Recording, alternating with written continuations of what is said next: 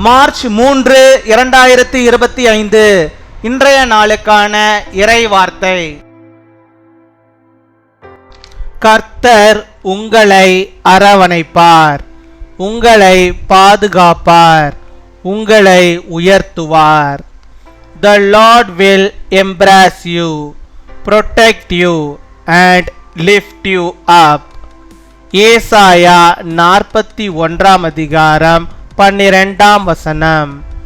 Isaiah chapter 41 verse 12.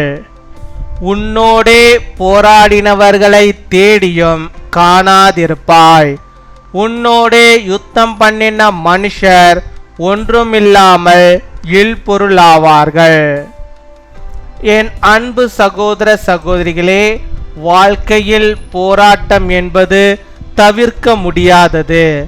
நம்முடைய வாழ்க்கையில் வருகின்ற போராட்டங்கள் நம்மை தேவனோடு இன்னும் ஐக்கியப்படவும் நாம் ஆவிக்குரிய வாழ்வில் வளர்ச்சியடையவே தேவன் அனுமதிக்கிறார்.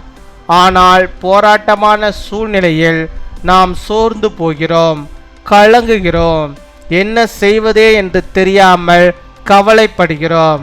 நம்முடைய வாழ்வில் போராட்டங்களை அனுமதிக்கிற தேவன் நம்மை தனியாக விட்டு வேடிக்கை பார்க்கிறவர் அல்ல.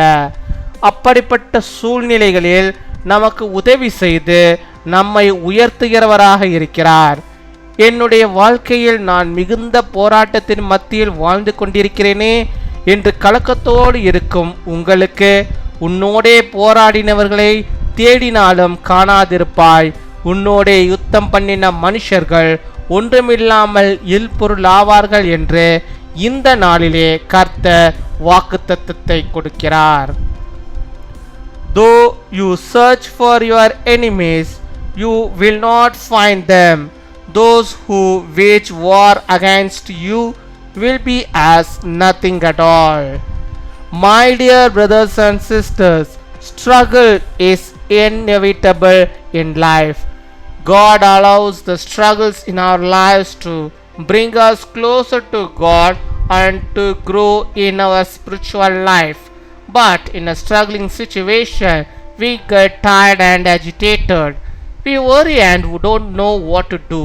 The God who allows us to struggle in our lives is not the one who leaves us alone and watches.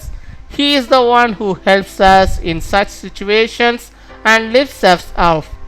For those of who are worried that I am living in the midst of the lot of struggle in my life, you will not even find those who have struggled with you.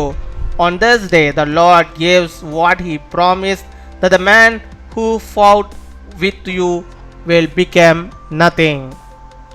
அன்பின் பரலோக தகப்பனே, நன்றியோடு my துதிக்கிறோம் அப்பா, my ஸ்தோத்தரிக்கிறோம் அப்பா. அந்த நல்ல நாளுக்காக நன்றி செலுத்துகிறோம். இந்த நாளிலும் ஆண்டவரே, நம்முடைய பிள்ளைகளுக்கு வேண்டிய எல்லா நன்மைகளையும் கிருபைகளையும் தந்து அவளை அரவணைத்து அவளை பாதுகாத்து அவளை ஆசீர்வதித்து அவளை நீ உயர்த்தி அருள வேண்டுமா ஜெபிக்கிறோம் அப்பா. மை துதிக்கிறோம், மை ஸ்தோத்தரிக்கிறோம், ஸ்தோத்தரிக்கிறோம், ஸ்தோத்தரிக்கிறோம், ஸ்தோத்தரிக்கிறோம். ஹல்லேலூயா, மை துதிக்கிறோம் அப்பா.